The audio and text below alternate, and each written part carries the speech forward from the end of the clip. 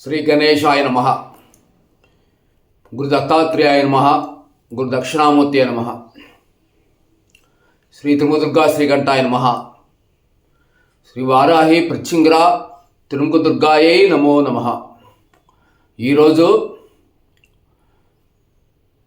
అమ్మవారు గృహచండీ వారాహి అవతరించున్నారు.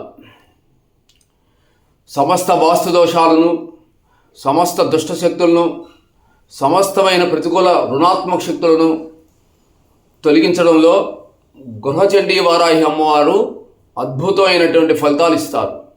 ఎవరైనా సరే అమ్మవారి నామాన్ని త్రికరణ శుద్ధిగా ఓం హ్రీం